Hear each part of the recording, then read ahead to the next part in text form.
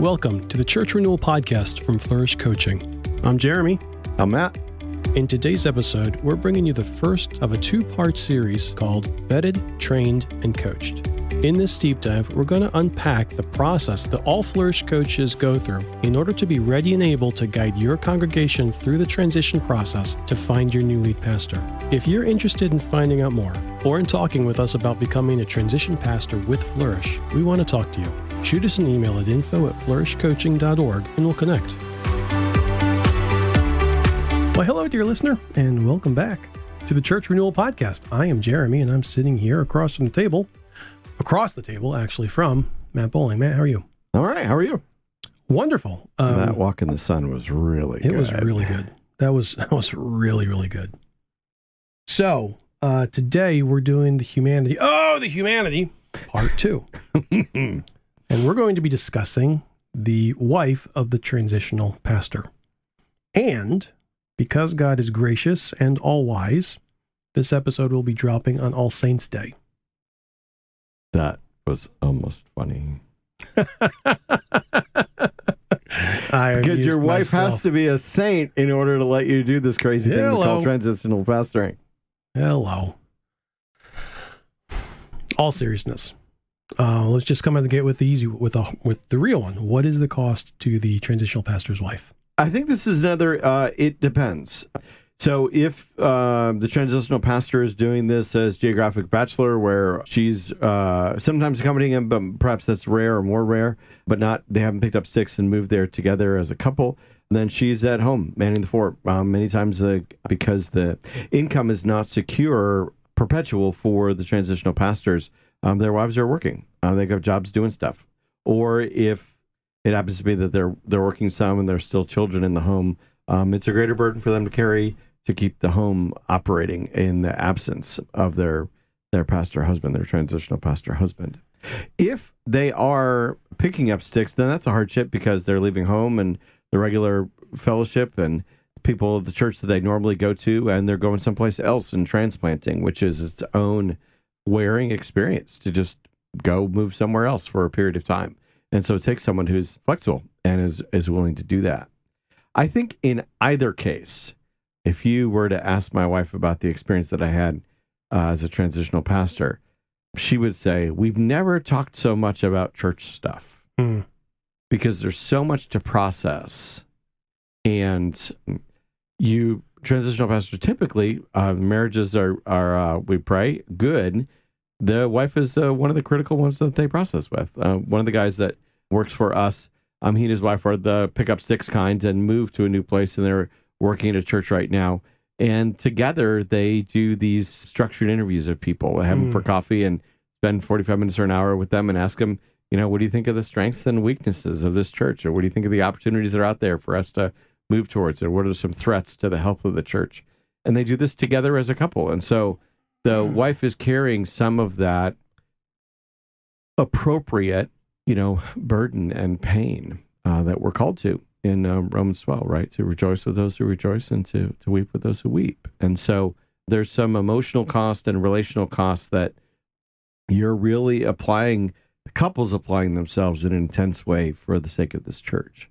And so that's costly. I know that there's some pastors that they're able to do it. Their marriages created in such a way, in regular pastoring in a church where the wife's been doing her own thing and the pastor mostly operates on his own, and they don't talk that much about church stuff. That can be for a variety of reasons, and that's a fine construction. There's not something that's wrong with it when you're a workaday pastor in a church. But in a transitional pastorate, there's a lot to process. And so I think I have found it incredibly helpful to be able to bounce things around with my wife. So it's not just the separation. It's not just like going away on deployment and being on a sub for 6 months or 9 months. Right.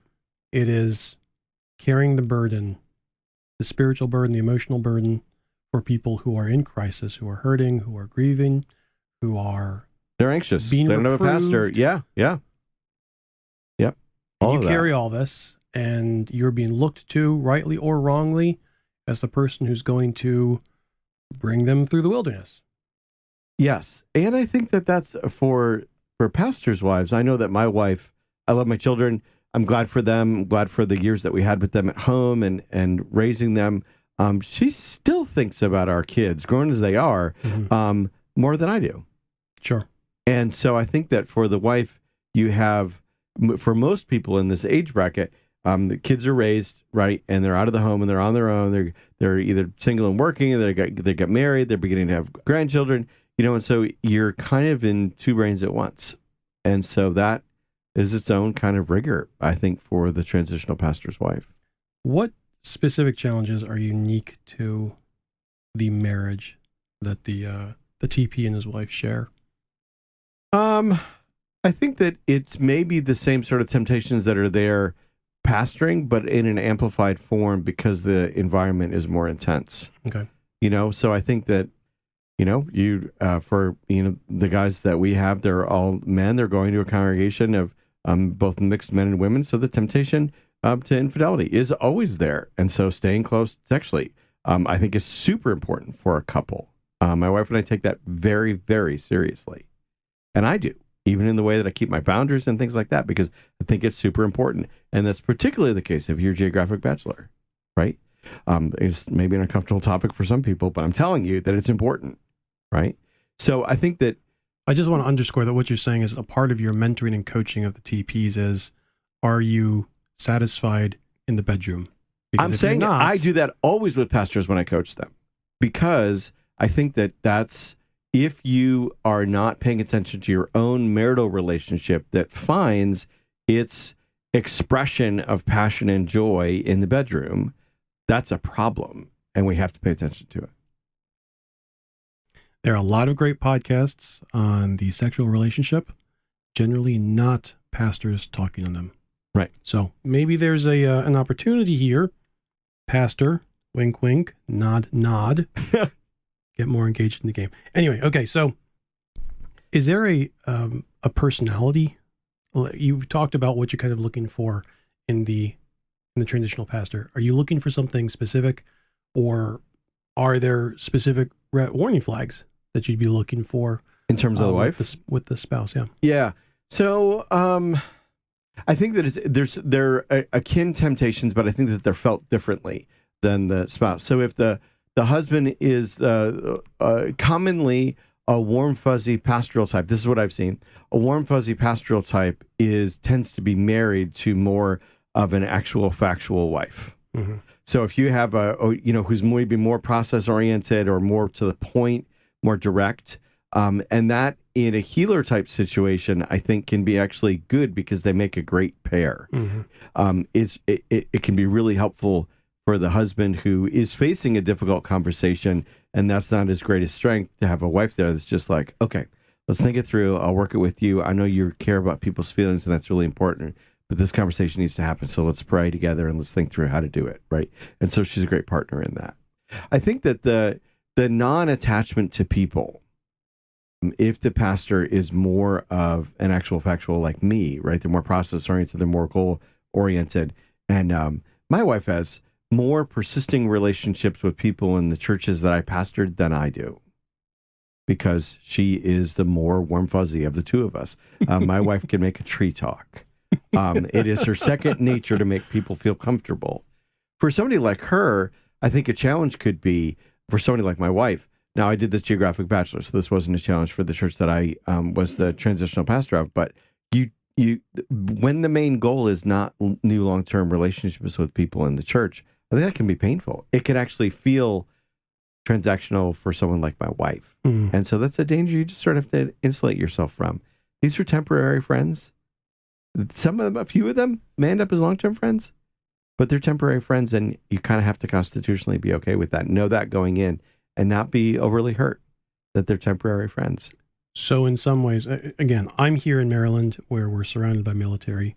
Right. I hear a lot from the military wives about what it's like to be a military wife in base housing. This is temporary pastor wife and temporary pastor wife housing. Yep. Except instead of being surrounded by other military wives, you're surrounded by either your home church or your family or your support network, which in some ways can insulate you from the critique or the displeasure that the congregation may be experiencing towards your husband, Right. which is something that I think a lot of pastors' wives do have to face and For sure. deal with. On the other hand, it also leaves you feeling undernurtured, underfed, underconnected, isolated. Yeah. You said something a little bit earlier that I think is super, super important. You said support network. And I think that that is an absolutely essential aspect of doing this kind of work for both husband and wife. Mm-hmm. I think the husband needs that concentrated time to be able to talk to his wife and bounce things around.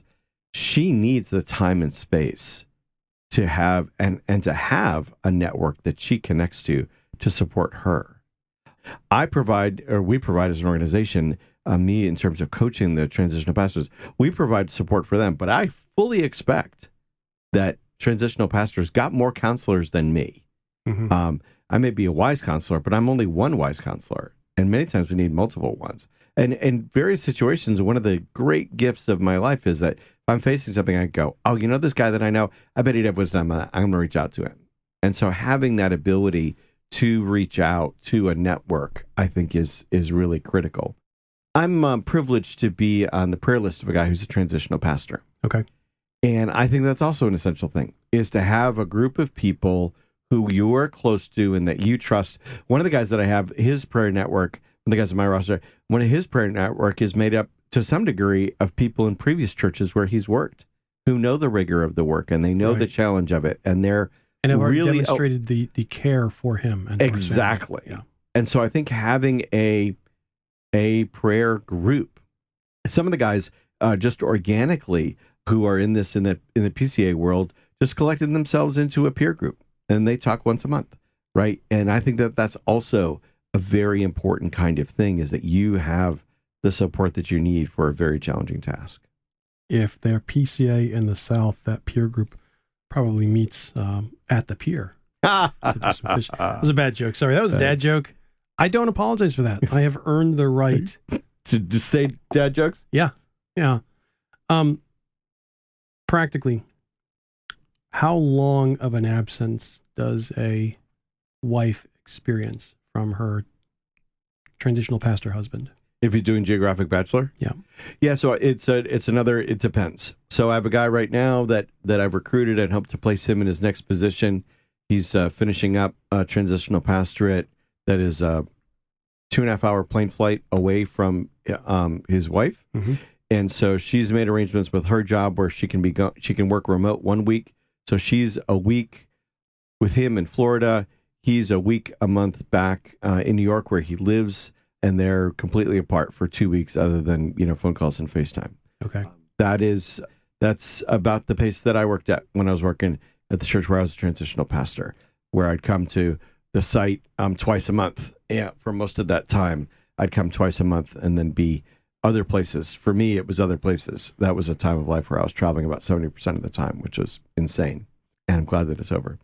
So I think that it depends. Is that 2 weeks like the lower range, mid range, upper range? I think that's probably in the neighborhood. Okay. I think for guys that are geographically based there and they're working, it's more of a hardy part-time is what I would call it, 66%, something like that. 2/3 of the month they're working. They're doing these long 4-day weekends, but they're, so they might leave their house early on Friday. They're to the site by lunch on Friday. They work through the weekend to maybe lunch on Monday or dinner on Monday, and then they drive home and they sleep in their own bed, Lord willing, with their spouse Monday night, Tuesday night, Wednesday night, Thursday night. So 4 nights in their bed, and then they repeat it. They repeat the cycle. And so those gaps are much shorter. And so that's attractive to, frankly, a lot of the guys that I'm trying to recruit and to a lot of churches, because it makes it more affordable and it makes it more humane. And so those gaps are very short. There's another organization that this is a model that they use when the guy's a plane flight away, where the guy will fly in on, say, a Saturday, and he'll preach the next day, Sunday, but then not just that Sunday, but the next 2. So 3 Sundays in a row, but then fly home on Sunday afternoon or Monday morning. So he'll be on site for maybe 16, 17 days, something like that, but then home for 13. Okay. And that's that same 3-in-1 kind of cycle. Okay. And so I think that it can be any of those varieties if they haven't picked up sticks and moved to the site. How do you, as the executive director of Flourish, keep your finger on the cost to the wife of the TP? Yeah, it's primarily, so I do two things. One is I make visits. Anybody that I coach, I make visits. I want to meet their spouse. I want to see how they're doing. And so to the best degree that it's possible for me, I want to try and do that. I want to lay eyes on them and see how they're actually doing. And so I try and make a site visit. Anybody that I'm coaching, including transitional pastor, I try and actually visit on site with them once a year. And ideally, that also involves the wife. But I'm also coaching the pastor, and I'm asking him. The first question, anybody who knows has been coached by me, the first question that I ask in any coaching conversation is, how's your life? And that's purposefully broad because I want to see the first thing that comes into his head and see what's going on. And so I'm trying to ask the guys who are working for us, how's things in your marriage? How are things going? Is this working for your wife? What kind of support? So I'm trying to be there for them, just like I would be if I was coaching a pastor. Right. Because I think it's Scazzaro that says, it's Scazzaro. He says, Pete Scazzaro, we can link to this, that pastoring good pastoring finds its fruits, finds its first impulse in the joy and the enjoyment of your own marriage. And so you minister, the way he puts it, the simple is, you minister out of your marriage. And so if we don't pay attention in the marriages of the transitional pastors, then that's putting the whole thing at risk. That's what we try and do. Jeremy's currently writing, so we don't forget to actually link to that Scazzaro piece. That's right. Hopefully you can hear that writing. Sounds like this. Scritchy, scratchy, scritchy, scratchy, scratchy, scritchy. And thankfully his son has this decoder ring for the mostly blind guy to be able to actually read his writing. Yeah, Sharpie on legal pad without being able to see what I'm writing. It's a lot of muscle memory and prayer.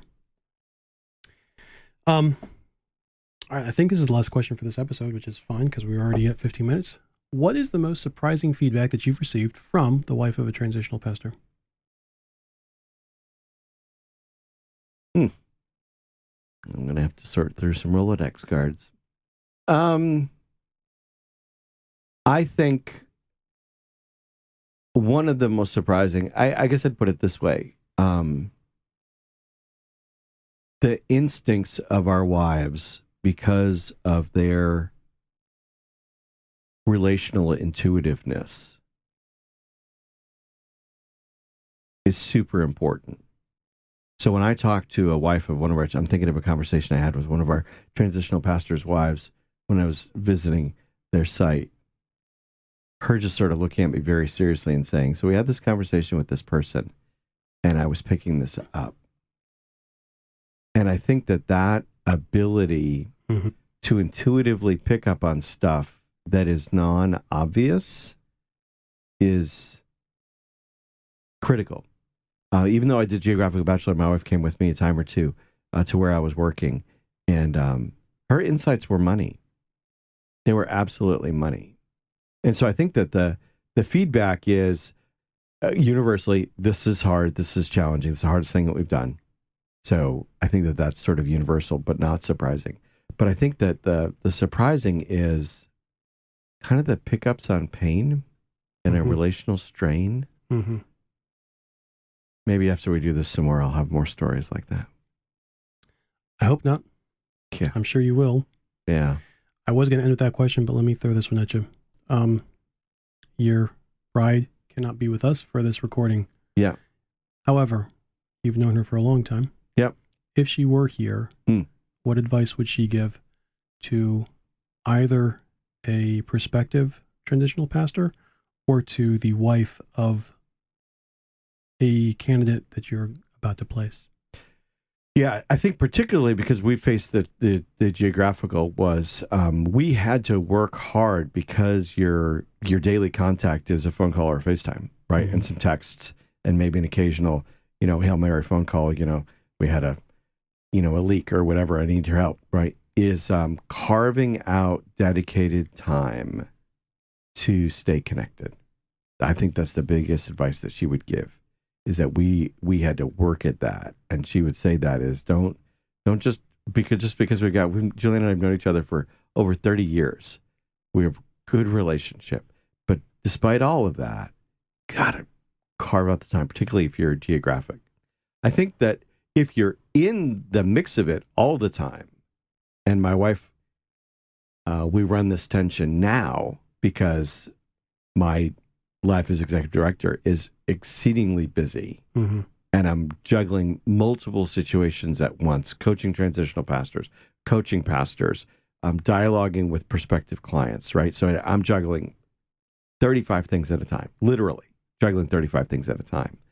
Sometimes my wife and I just have to say, all right, we're done talking about work. Yeah. Let's talk about what we're going to do this weekend.